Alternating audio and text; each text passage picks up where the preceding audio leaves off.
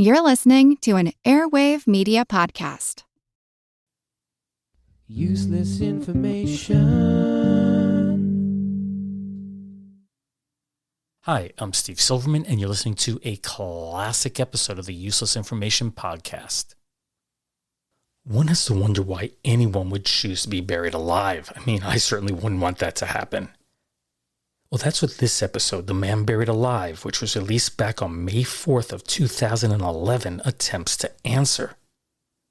Now, as a bit of an update, the current record according to the Guinness World Records is held by a guy named Mike Meany, who voluntarily buried himself underground for 61 days back in 1968. But that record is far less than the ones I discussed in this episode, and there's a reason for that. Basically, all the records I mentioned were self-reported and therefore could not be verified. On the other hand, Mike Meany's could. Now, I should add that Guinness has since removed its buried alive category, and that's because of several ill-fated attempts that either ended up with the person having serious health consequences or even death. I guess what I'm getting at is don't even think about trying this yourself. Anyway, let's roll the tape. Welcome to the Useless Information Podcast, my collection of fascinating true stories from the flip side of history. My name is Steve Silverman. Today's story is titled, The Man Buried Alive. But before we do that, let's start with today's question of the day. And for today's question of the day, I thought I'd ask you about breakfast cereals. And that's because I recently read an article listing the best-selling cereals here in the United States. So do you know which one is the best-selling here? And here are your choices in alphabetical order. Is it 1 Cheerios, 2 Frosted Flakes, 3 Honey Bunches of Oats, 4 Honey Nut Cheerios, or 5 Rice Krispies? Again, what is currently the best-selling breakfast cereal here in the United States? Is it 1 Cheerios, 2 Frosted Flakes, 3 Honey Bunches of Oats, 4 Honey Nut Cheerios, or 5 Rice Krispies? And I have to tell you, I was surprised by this answer. Anyway, I'll keep you in suspense until the end of this podcast, and then I'll let you know the answer. And now for today's story that I've titled, The Man Buried Alive. It is said that George Washington feared being buried alive so much that he said on his deathbed, quote, "Have me decently buried, but do not let my body be put into a vault in less than 2 days after I am dead." That's the end of the quote. And he wasn't alone. The fear is certainly real, and it's hard to imagine anyone ever purposely choosing to be buried alive. Yet, a quick search of any historic newspaper archive shows that the 20th century has had a number of odd people, I would say, that were willing to do just this. I have to tell you, none of them had any sort of death wish. Instead, they were all out to set the world record for the most number of days being buried 6 feet under. 32-year-old Jack Loreen just happened to be one of these people. As a former Alaskan gold miner, he had spent many days below ground, and he was certain that he, in fact, should be the man to hold that particular world record. So he was buried on June 18, 1933, in a hole that was dug at 9750 Southwestern Avenue in Evergreen Park, Illinois, which is a suburb of Chicago. Now, I did check Google Maps, and that's the current location of the Evergreen Plaza Shopping Center, just in case you want to visit. Now, don't think that Jack was just thrown into a hole and, covered with dirt. That would be murder, after all.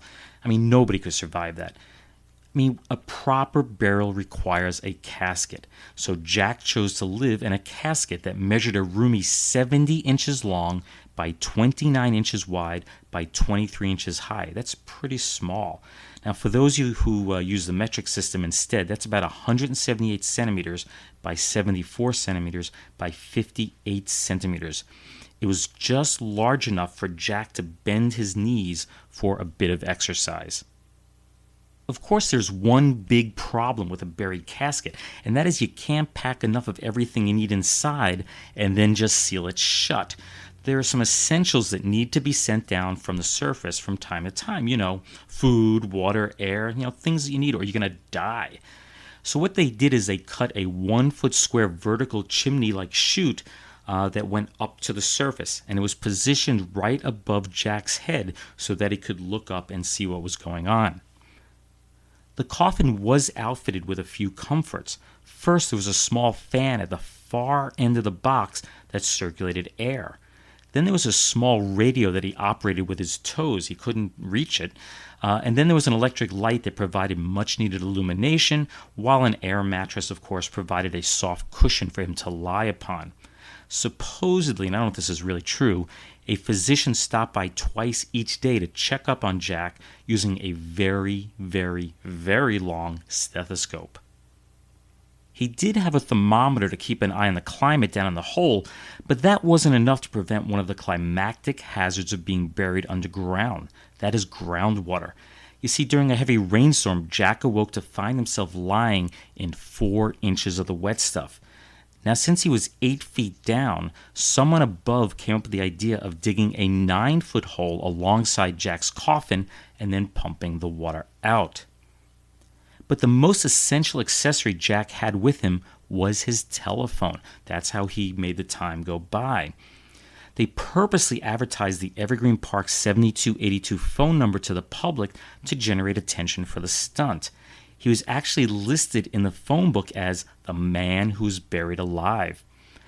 My guess is that there were times when he wished he hadn't done so, and that's because the phone rang off the hook night and day. The calls varied from the mundane to, you're going to get prank calls, to, believe it or not, marriage proposals. I guess they didn't know that he was already married. By the time Jack was dug up, he had received nearly 2,000 phone calls. An August 17, 1933 advertisement in the Southtown Economist announced in bold letters, "Notice Jack Loreen, the man who's been buried since June 18, 60 days underground, will be resurrected next Monday, August 21st, 3 p.m. from grave at 9750 South Western Avenue." And that's exactly what happened. After 64 days, 1 hour, and 10 minutes, I don't know how he did this, 1,200 people gathered to watch Jack Loreen being unearthed from his burial box. As soon as his casket was opened, he said, and there's a quote, "It was a great summer vacation. I didn't have to worry about money or work," and that's the end of the quote. He also added, "I want to get out now and have a good stretch." But there was one minor problem. He emerged from the earth to find that his car, which he had parked nearby, was stolen. But as they say, you can't keep a good man down. I guess in Jack's case, you should say you can't keep a good man up. That's because he was back in the ground 5 months later in February of 1934. He had chosen a new location at 829 Biscayne Boulevard in Miami, Florida. And once again, I checked with Google Maps, and that's right near where the American Airlines Arena is located today. Again, if you want to go visit, I'd really be surprised if you do. Anyway, he planned on 100 days in the box, but he just didn't make it and even come close. Now, he claimed that water from the bay kept flooding his coffin, but my guess is that there wasn't enough publicity for the stunt, therefore he couldn't earn enough money, and the stunt was abandoned. And then there was competition. On June 15th, 1935, 20-year-old Gloria Graves, you get it, in the coffin?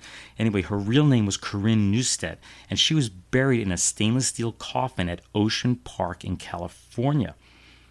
Miss Graves insisted that the attempt was not a publicity stunt. Yeah, right. Instead, she stated that it was strictly being done for science to show that, there's a quote, "the mind is stronger than matter." So the big question is, did Gloria beat Loreen's record of 64 days? She didn't just beat it, she slaughtered it. Gloria stayed in the ground until September 15th for a total of 92 days, 5 hours, and 28 minutes. That's like 3 months. But just a few days after Gloria started her record-breaking attempt, guess who was back at it? That is Jack Loreen. He was once again in a pine box being lowered into a hole, this time on a San Francisco beach. So Gloria didn't keep her record for very long. That's because on October 18th, Jack's coffin was lifted to the surface after 119 days in that subsurface tomb. After this record-breaking achievement, Jack announced that he was done with stunts, and he quickly faded to, well, he was just totally forgotten. Gloria, however, stayed in the news for just a little bit longer than Jack did. It was now her turn to break the record, but unfortunately she didn't get very far. 8 days into her quest, the Los Angeles police tried to arrest her. Apparently, Gloria was in violation of a city ordinance that prohibited indoor contests. One Lieutenant Jennings blurted down the hole, "Hey, you're under arrest. Come on up out of there." Of course, she couldn't come up, so she replied, "Come down and get me." And believe it or not, they did. 11 policemen and 14 city jail trustees grabbed shovels and dug her out. She and 2 attendants were found guilty on December 10th, and they faced the possibility of a fine or a short sentence. Unfortunately, I was unable to locate which of those 2 she received. Whenever I tell a story, I'm almost always asked at least one of the following 2 questions. First, and probably the most obvious, how did Jack or Gloria go to the bathroom? And I have to tell you, it was never mentioned in any article I found, but I could venture a guess.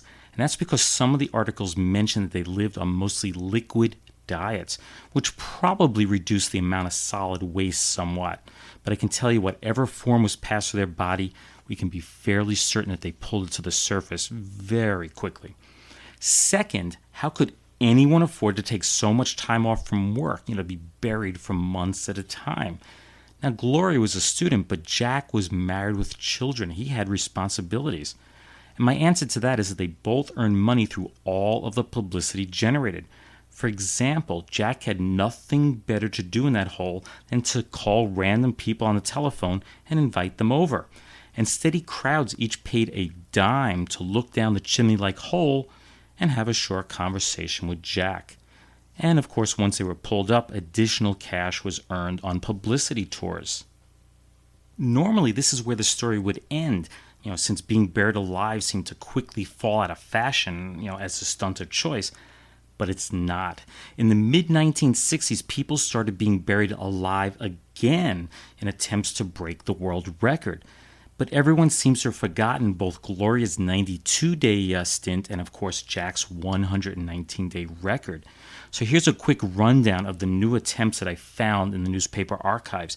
In February of 1966, Bill White claimed to grab the world record with his 55-day, 23-hour, and 31-minute burial. That's about half of what Jack did back in 1935.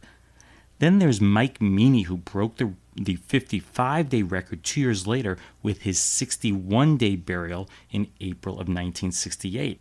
Then Bill White grabbed the title back within days with a new record of 63 days. 3 months later, in July of 1968, Pat Haverland broke the record with 64 days. That's one more. 2 months later, Emma Smith broke the record with 101 days. Now make sure you keep Emma Smith's name in mind for a bit. It will come up again at the end of the story. Now jump forward about 10 years to June of 1978. Here we find, once again, Bill White setting the record. And this time it was 134 days. He really did break Jack Loreen's 1935 record this time. But Bill wasn't happy enough with that. He broke his own record again with 140 days in December of 1981. But this time he announced he was done. This was his 60th burial, and he confirmed that it was his last. Well, maybe not. He came out of retirement in October of 1986 in an effort to raise money for liver transplant patients. Bill stopped after 46 days because only $725 had been raised. That was just a wee bit short of his $4 million goal. And while we're at it, let's go for just one more. The current record is held by Jeff Smith of Mansfield, England. He began his turn of being buried alive on August 29th, 1998, and ended it 147 days later. What's most interesting about the story is that his mother was Emma Smith. That's the woman I told you to keep in mind with her 100-day record back in 1968. At the time Jeff broke the world record, his mom was still, after 30 years, the European buried alive champion, so he broke his own mom's record. Now, I don't know what you're thinking, but I can tell you that I have absolutely no desire to waste 5 months of my life being buried in a box to break Jeff's record. He can keep it. I know that I'll be buried in a pine box someday, but I don't plan on being alive when it's done. Needless to say, I'm in no rush. Useless, useful, I'll leave that for you to decide. And now for a few words from our retro sponsor. The beginning of adventure, the first station in an underground railway, a posse of killers, and now they bring in a Chinese girl on a stretcher. They? Who are they? But first, a brief message from the makers of Fleischmann's Fresh Yeast. Now, I'll bet that when you modern housekeepers buy things for your families, you're pretty careful, aren't you? Pretty careful isn't the word, Mr. Dahlstead. We're regular Sherlock Holmes, looking for evidence that tells us we're really getting our money's worth. Well, that's the way you should be, especially when you buy food for your families. Because right now, it's more important than ever for busy Americans to have properly balanced diets. And this means getting adequate amounts of important vitamins, especially of the vitamin B complex, which you find in natural foods like yeast.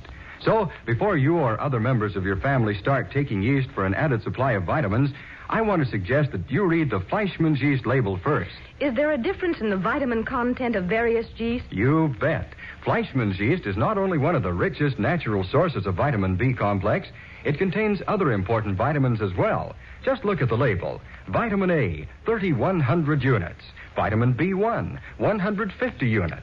Vitamin D, 400 units. Vitamin G, 40 to 50 units. And remember, Fleischmann's is the only yeast with all these vitamins. And that includes fresh yeast, dry yeast, and any other kind of yeast. So, friends, if you want to add vitamin B complex and other essential vitamins to your diet, drink 2 cakes of Fleischmann's fresh yeast every day. Yes, drink it, America. To your health. That commercial's from the radio show I Love, a Mystery. The show is a serial program that ran twice weekly on the NBC network. Now, since it was a serial, I don't know the exact broadcast date, but it was somewhere between December 1st of 1941 and February 2nd of 1942. This particular serial was titled Secret Passage to Death. Fleischmann's was started by brothers Charles and Maximilian Fleischmann because they were unable to bake the light, great-tasting breads in the U.S. that they had enjoyed so much back in their homeland of Austria-Hungary. So they built a yeast plant in Cincinnati in 1868 with the financial backing of a businessman named James Gaff. Now, Fleischmann's created the first commercially produced yeast on the U.S. market, and of course the rest is bread history. And now for a few totally useless, yet totally true tidbits from history. It's time for what I like to call News of the Weird Past. And our first tidbit dates back to July 12, 1904, where it's reported that the home of Mr. and Mrs. John Biddle of Mine Hill, New Jersey, had been robbed of all of their jewels 3 years earlier. And no, this wasn't late in being reported. The burglar was caught and he confessed to the crime, but the stolen jewelry was never recovered. He claimed that he had rowed out into the middle of Bud's Lake and thrown the goods overboard. None of the loot was ever recovered. Now jump forward to July 11th, 1904. That's a day before this article appeared. And Mrs. Biddle went fishing for the first time in her life on that same exact lake. She caught just one fish, a 12-pound pickerel. But it wasn't just any pickerel, but one that swallowed a watch that had been stolen from their home. Our next tidbit dates back to September 19th of 1939, where it's reported that Sheriff George W. Brown of Princess Anne, Maryland, thought that something was very wrong with his cow, Brownie. She normally produced 7 gallons of milk at a time, but she was no longer doing so. So he did a little bit of investigating. What he found out was that some 26th graders from the school located next door to Brownie's pasture had been milking her during recess to augment their lunches with some fresh milk. Their punishment for stealing the milk was no recess for 2 weeks. And our last tidbit is dated December 30th of 1954, where it's reported that 21-year-old Donald A. Parazino had been arrested by St. Paul, Minnesota police for leaving the scene of an accident 2 weeks earlier. He had hit and seriously injured Miles Cooper, age 49, and Cooper was rushed to the hospital and the leg of his trousers was split open so that the doctors could fix his broken leg. The ruined pair of pants was returned to the Cooper family. I don't know why they'd want it. And then a few days later, Mrs. Cooper took a look at them and decided to throw them away. But when she picked up the trousers, she found what she thought might be tire tracks on the pants. So she called police, and they noticed a bloody imprint of 3 letters of the license plate were visible on the pants.